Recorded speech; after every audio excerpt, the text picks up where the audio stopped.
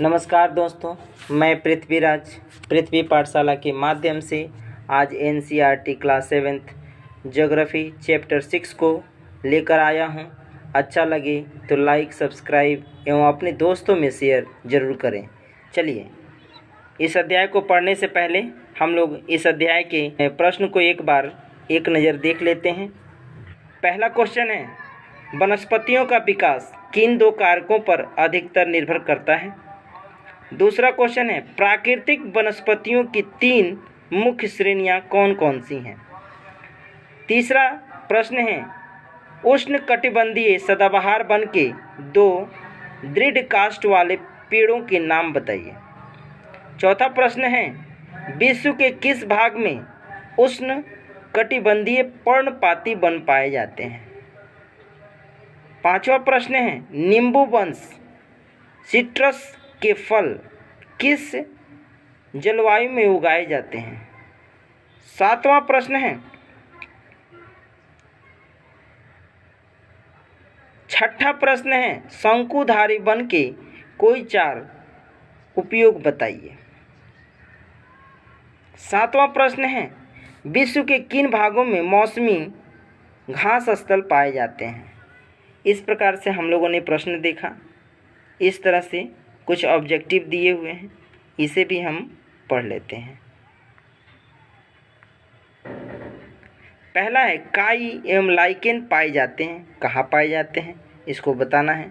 कांटेदार झाड़ियाँ मिलती हैं, कहाँ मिलती है। उष्णकटिबंधीय सदाबहार वन का एक सामान्य जानवर है। शंकुधारी वन की एक महत्वपूर्ण वृक्ष प्रजाति है। स्टेपी घास मैदान कहाँ पाए जाते हैं। इन सारे प्रश्नों के उत्तर इस अध्याय में हम खोजने का प्रयत्न करते हैं। और चलिए शुरू करते हैं इस अध्याय को। सलीमा अपने ग्रीष्म शिविर से बहुत उत्साहित थी। अपने सहपाठियों के साथ वह हिमाचल प्रदेश में मनाली देखने गई थी। उसे सब स्मरण था कि बस जैसे जैसे चढ़ाई पर चढ़ रही थी तो वह स्थलाकृति एवं प्राकृतिक वनस्पतियों के बदलते स्वरूप को देखकर कितनी हैरान हो रही थी। गिरिपाद में स्थित साल एवं सागवान के घने वन धीरे धीरे अदृश्य हो गए तथा पर्वतों की ढलानों पर पतली नुकीली पत्तियों तथा शंकुआकार वितान लंबे वृक्ष दिखने लगे। उसे पता चला कि वे शंकुधारी वृक्ष थे। लंबे वृक्षों पर खिले लाल लाल फूलों पर उसका ध्यान गया। वे रोडोडेंड्राड के फूल थे।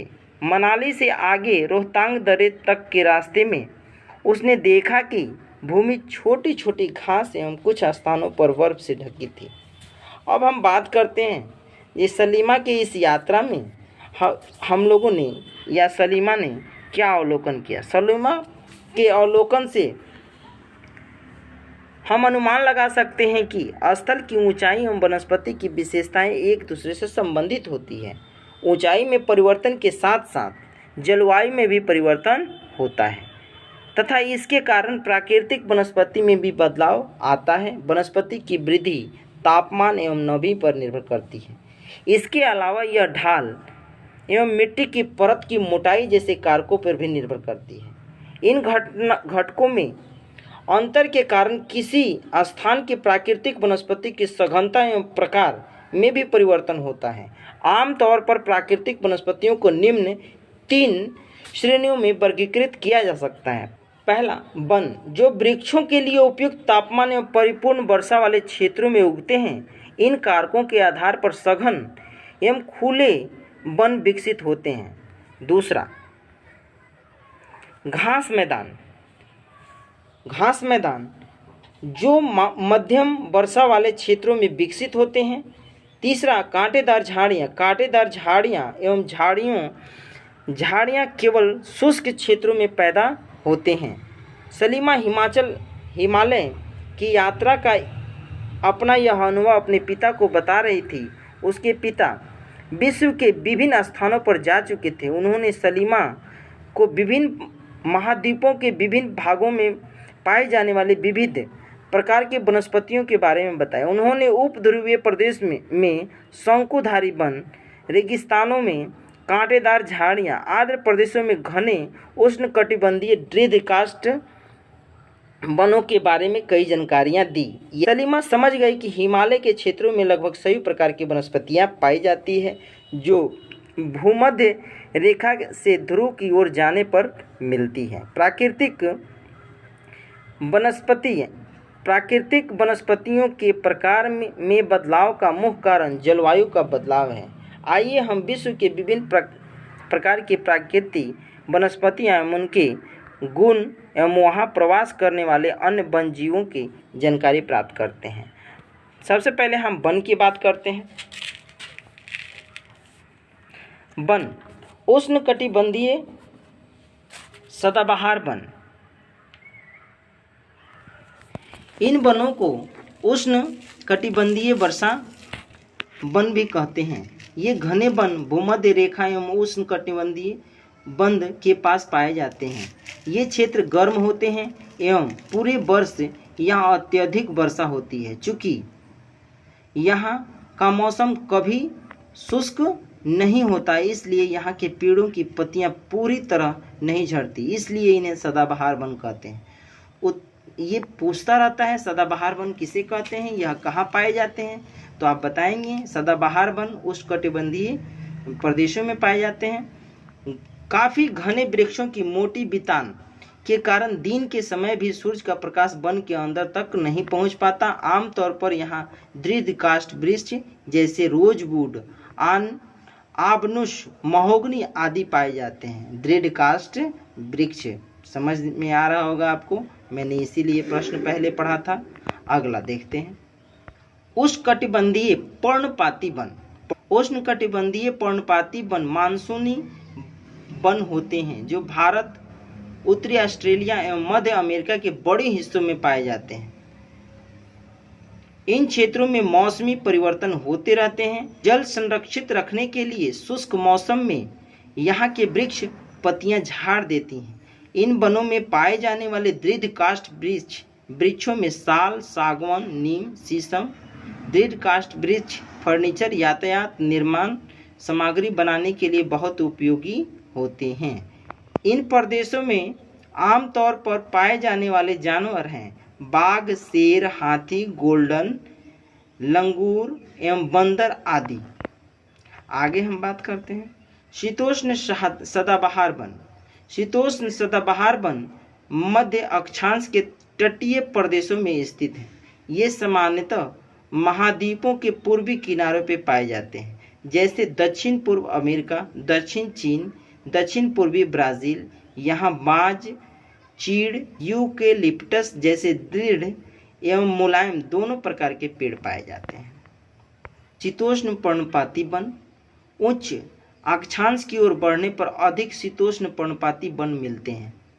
ये उत्तर पूर्वी अमेरिका, चीन, न्यूजीलैंड, चिली, पश्चिमी यूरोप के तटीय प्रदेशों में पाए जाते हैं। ये अपनी पत्तियां शुष्क मौसम में झाड़ देते हैं। यहाँ पाए जाने वाले पेड़ हैं बाज, ऐस, बीच आदि, हिरन, लोमड़ी, भेड़िए यहाँ के आम जानवर हैं। फिजेंट तथा मोनाल जैसे पक्षी भी यहाँ पाए जाते हैं। भूमध्य सागरीय वनस्पति की आप जान चुके हैं कि महाद्वीपों के पूर्व एवं उत्तरी पूर्वी किनारों के अधिकांश भाग शीतोष्ण सदाबहार एवं पर्णपाती पेड़ों से ढके हैं। महाद्वीपों के पश्चिमी एवं दक्षिण पश्चिमी किनारे भिन्न हैं। यहाँ भूमध्य सागरीय वनस्पतियाँ पाई जाती हैं। यह अधिकतर यूरोप, अफ्रीका, एशिया के भूमध्य सागर के समीप वाले प्रदेशों में पाए जाते हैं, इसलिए इसका नाम पड़ा है भूमध्य सागरीय वनस्पति। इसलिए इसका नाम क्या पड़ा है, भूमध्य सागरीय वनस्पति। ये वनस्पतियाँ भूमध्य सागर के बाहरी प्रदेशों जैसे संयुक्त राज्य अमेरिका के कैलिफोर्निया, दक्षिण पश्चिम अफ्रीका, दक्षिण अमेरिका एवं दक्षिण पश्चिम ऑस्ट्रेलिया में भी पाई जाती हैं। इन प्रदेशों में गर्म, शुष्क, ग्रीष्म एवं वर्षा वाली मृदु शीत ऋतुएं होती हैं। इन क्षेत्रों में आमतौर पर संतरा, अंजीर, जैतून एवं अंगूर जैसी नींबू वंश सिट्रस के फल पैदा किए जाते हैं, क्योंकि लोगों ने अपनी इच्छा अनुसार कृषि करने के लिए यहाँ की प्राकृतिक वनस्पतियों को हटा दिया है। यहाँ वन जीवन कम है। अब हम बात करते हैं शंकुधारी वन। उत्तरी गोलार्ध के उच्च अक्षांशों 50 डिग्री से 70 डिग्री में भव्य शंकुधारी वन पाए जाते हैं। इन्हें टैगा भी कहते हैं। ये वन अधिक ऊंचाइयों पर भी पाए जाते हैं। इन्हीं वृक्षों को सलीमा ने हिमालय में प्रचुर मात्रा में देखा था। ये लंबे नरम काष्ठ वाले सदाबहार वन वृक्ष होते हैं। इन वृक्षों के काष्ठ का उपयोग लुगदी बनाने के लिए किया जाता है, जो सामान्य अखबारी कागजों बनाने के काम आती हैं। नरम काष्ठ का उपयोग माचिस एवं पैकिंग के लिए बक्से बनाने के लिए किया जाता है। चीड़, देवदार आदि इन वनों के मुख्य पेड़ हैं। यहाँ सामान्यतः रजत, लोमड़ी, मिंक, ध्रुवीय भालू जैसे जानवर पाए जाते हैं। करते हैं घास स्थल की। उष्णकटिबंधीय घास स्थल। ये वन भूमध्य रेखा के किसी भी तरफ उग जाते हैं और भूमध्य रेखा के दोनों ओर से उष्णकटिबंध क्षेत्रों में फैले हैं। यहाँ वनस्पति निम्न से मध्य वर्षा वाले क्षेत्रों में पैदा होती है। यह घास काफ़ी ऊंची, लगभग 3 से 4 मीटर की ऊंचाई तक बढ़ जाती है। अफ्रीका का सवाना घास स्थल इसी प्रकार का उदाहरण है। ये भी सवाल पूछा है। सामान्य रूप से उष्णकटिबंधीय घास मैदान में हाथी, जेब्रा, जिराफ, हिरन, तेंदुआ आदि जानवर पाए जाते हैं। आगे हम देखते हैं शीतोष्ण घास स्थल। ये मध्य अक्षांशीय क्षेत्रों में महाद्वीपों के भीतर भागों में पाए जाते हैं। यहाँ की घास आमतौर पर छोटी एवं पौष्टिक होती हैं। शीतोष्ण प्रदेश में सामान्यतः जंगली भैंस, बाइसन, एंटीलोप पाए जाते हैं। अब हम बात करते हैं कटीली झाड़ियों की।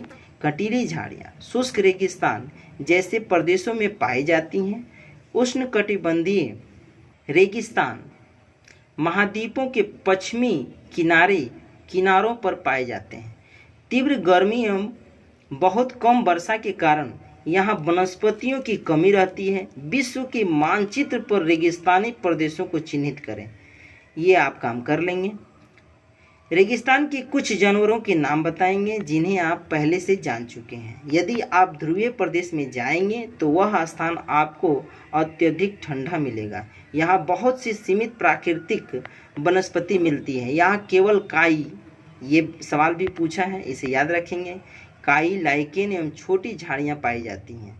तो ये सवाल था, ये काई और लाइकेन झाड़ियाँ कहाँ पाई जाती है। यह अल्पकालीन ग्रीष्म ऋतु के दौरान विकसित होती हैं। इसे टुंड्रा प्रकार की वनस्पति कहा जाता है। ये वनस्पतियाँ यूरोप, एशिया एवं उत्तरी अमेरिका के ध्रुव प्रदेशों में पाई जाती हैं। यहाँ के जानवरों के शरीर पर मोटा फर एवं मोटी चमड़ी होती है, जो उन्हें ठंडी जलवायु में सुरक्षित रखते हैं। यहाँ पाए जाने वाले कुछ जानवर हैं सील, वालरस, कस्तूरी बैल, ध्रुवीय उल्लू, ध्रुवीय भालू और बर्फीली लोमड़ी।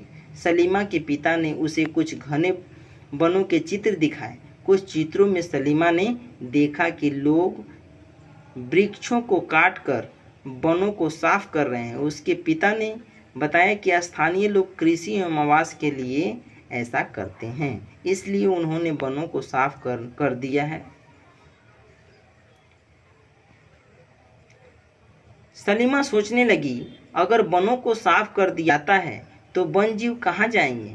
क्या वे पुनः वैसे ही बन पाएंगे? अगर लोग इसी प्रकार पेड़ों को काटते रहे तो भविष्य में पर्याप्त ऑक्सीजन, जलवाष्प, लकड़ी, फल, मेवे आदि मिल पाएंगे? क्या आप सलीमा के बात से सहमत हैं? अपने दोस्तों के साथ वनस्पति एवं प्राणी जगत की विविधता में हो रही कमी पर चर्चा करें। इनके संरक्षण के बारे में कुछ उपाय सुझाएं। आइए हम इसके कुछ विशेष पॉइंटों को पढ़ लेते हैं एक नज़र और कुछ करके सीखें। यह करने की बात है। क्या आप पता लगा सकते हैं कि चढ़ाई के साथ सलीमा ने प्राकृतिक वनस्पतियों में क्या क्या परिवर्तन देखा? हिमालय में गिरिपात से लेकर ऊंचाई तक सलीमा ने किस प्रकार की वनस्पतियां देखी? इसे ज़्यादा पढ़ने की ज़रूरत नहीं है। आप इसे एक नज़र देखकर आगे बढ़ेंगे। दूसरा है आओ कुछ करके सीखें।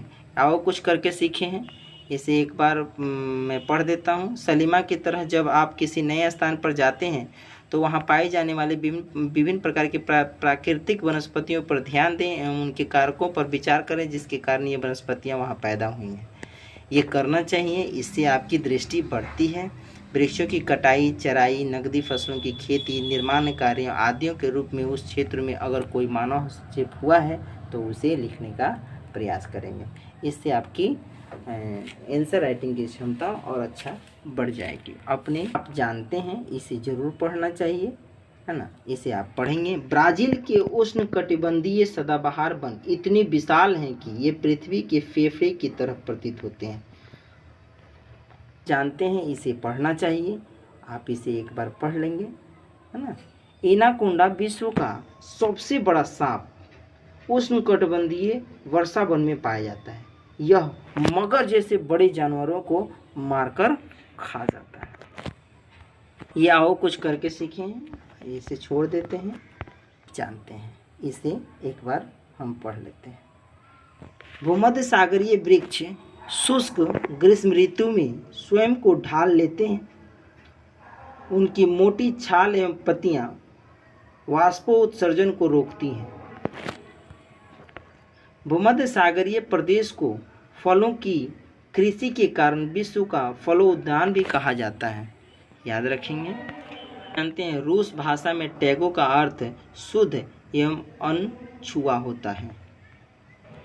विभिन्न प्रदेशों में घास स्थान विभिन्न नामों से जाने जाते हैं। उष्णकटिबंधीय घास स्थल पूर्वी अफ्रीका में इसे सवाना के नाम से जानते हैं, ब्राज़ील में कंपोस के नाम से जानते हैं, वेनेजुएला में लानोस के नाम से जानते हैं। शीतोष्णकटिबंधीय घास स्थल अर्जेंटीना में पेम्पास, उत्तरी अमेरिका में प्रेरी, दक्षिण अफ्रीका में बेल्ड, मध्य एशिया में स्टेपी और ऑस्ट्रेलिया में डॉन। इसे VVI करके समझ लें। और ये सवाल किसी न किसी एग्ज़ाम में इसमें से एक सवाल पूछता है और इसमें मैं 100% गारंटी भी ले सकता हूँ दोस्तों, ये सवाल पूछता है।